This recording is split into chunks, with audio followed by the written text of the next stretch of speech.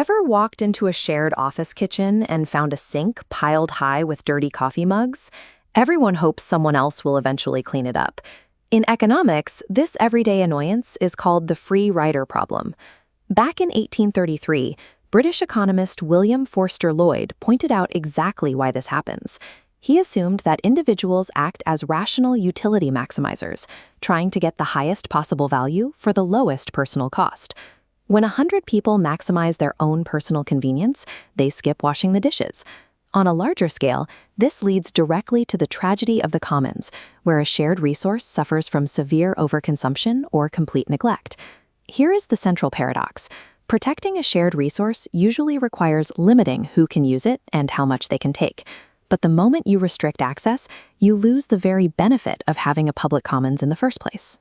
Effective management matches specific rules to the reality of the environment.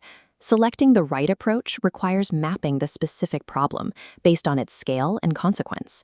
The resource grid maps user numbers across the bottom against the stakes on the vertical axis. Messy office kitchens drop into the bottom left. Few users, low consequences. Global crises like ocean overfishing plot top right. Millions of users, survival at stake. Because the scale and stakes vary so wildly across this grid, no single solution works everywhere. Instead, there are three distinct economic frameworks to choose from. We start with Nobel laureate Elinor Ostrom. She challenged the pessimistic assumption that an unregulated commons always ends in ruin. Her core argument is that local communities frequently find effective ways to manage shared resources entirely on their own, without government intervention or strictly dividing up the property. Ostrom gathered massive amounts of historical data. She documented how alpine communities in Switzerland and Germany have successfully self-regulated shared grazing meadows for centuries. This scorecard shows Ostrom's viability test. It requires specific inputs: internal social trust, effective local monitoring, and clear boundaries. When present, you get a self-regulating environment where local pride and social pressure penalize free riders. The primary trade-off here is fragility.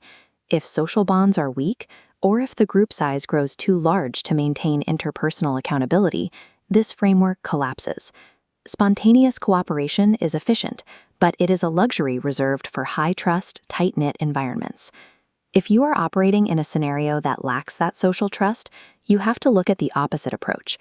Peruvian economist Hernando de Soto advocates for strict, clearly defined property rights.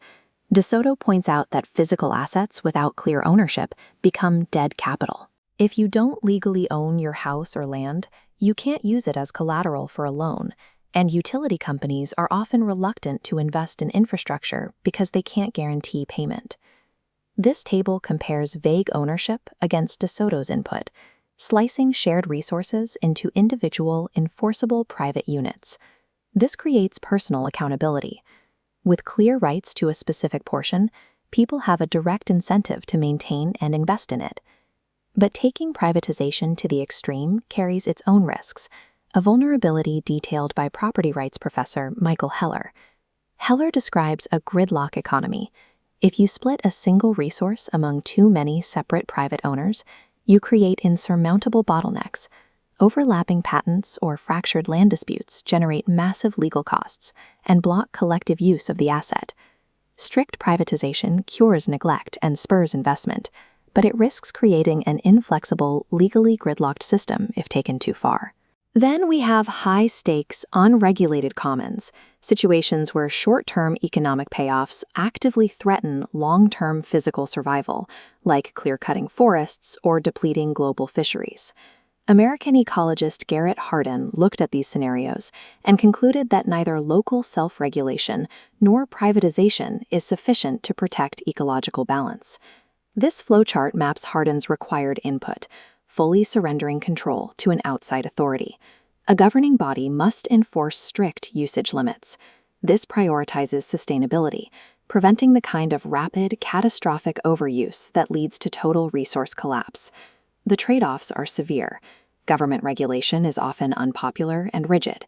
It sacrifices local autonomy and immediately throttles short-term economic efficiency. But when total destruction is on the line, relying on the goodwill of your competitors is a significant risk. External regulation becomes the necessary cost of survival. There is no universal right answer. There is only the correct match for your specific stakes and your baseline level of trust. This decision tree shows the first step in mapping your strategy. Ask yourself, does the resource face an existential risk of permanent destruction? If yes, the default choice is Hardin's model of strict external regulation to secure the baseline survival of the asset. If the answer is no, you move to the second step and ask, does the community share a high baseline of social trust? High trust allows you to leverage Ostrom's spontaneous cooperation.